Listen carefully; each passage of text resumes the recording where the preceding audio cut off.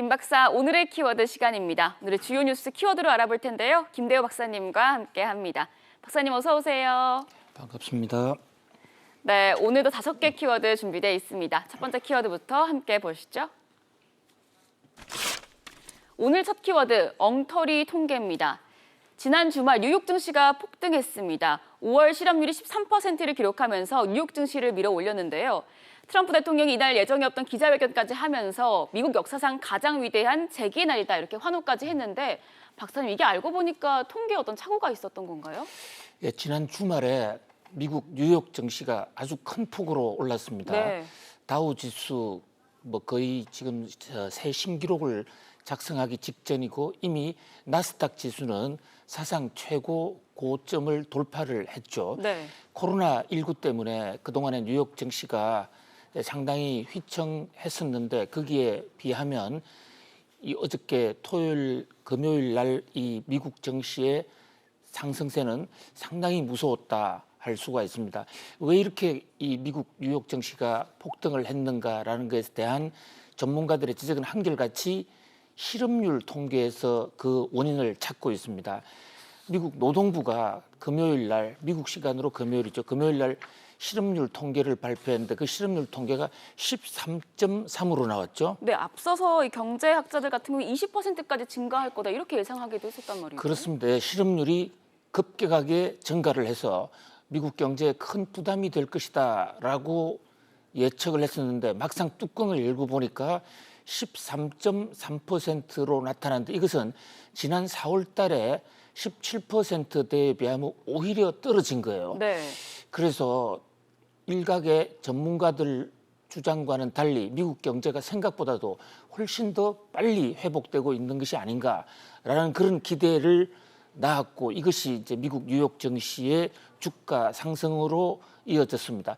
특히 트럼프 대통령은 실업률 통계가 나오자마자 예정에 없던 기자회견까지 했죠. 네. 그래서 그 자리에서도 트럼프 대통령 스스로가 미국 역사상 가장 훌륭한 대통령 트럼프 이런 얘기를 했고 또 트위터에도 그 얘기를 올려서 주목을 끌었습니다. 네.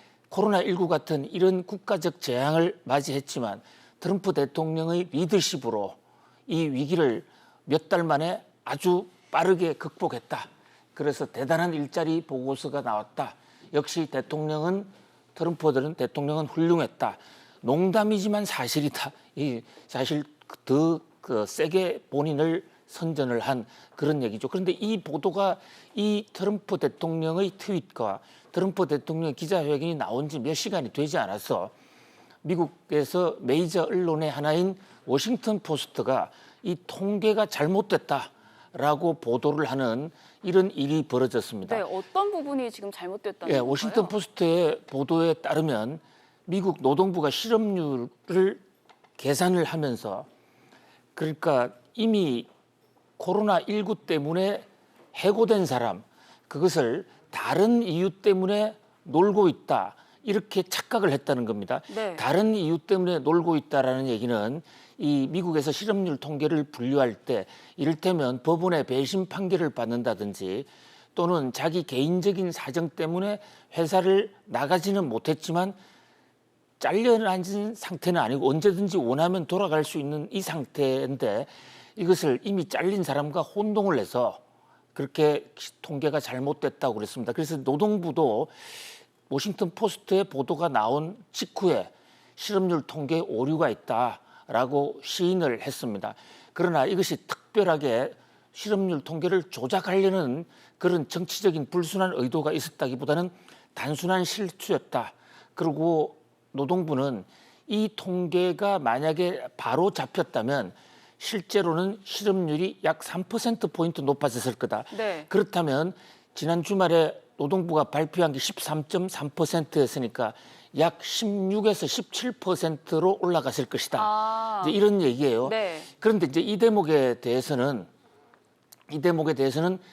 이 미국의 그 전문가들 시각에서는 과연 통계의 신뢰성을 잃은 미국의 이 그 통계청 그러니까 노동부 통계국의 통계를 어디까지 믿을 수 있겠느냐 전수조사를 해봐야 되는 것이 아닌가라고는 좀 부정적인 시각과 또 한편에서는 단순한 실수였다. 그리고 3%포인트 정도라면 그것을 감안한다라도 여전히 16에서 17% 보험이 될 테니까 네. 당초에 우려했던 20%보다는 훨씬 낮은 것이 아닌가.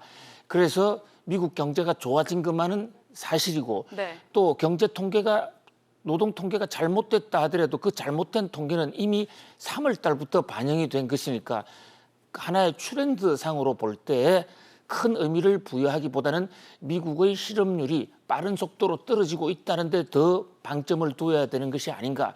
이런 전문가들의 지적이 조금 더 우세한 편입니다. 네. 그런데 어쨌든 노동부로서는 이 통계가 틀리는 바람에 체면을 상당히 구겼고 신뢰성도 많이 지금 떨어졌습니다.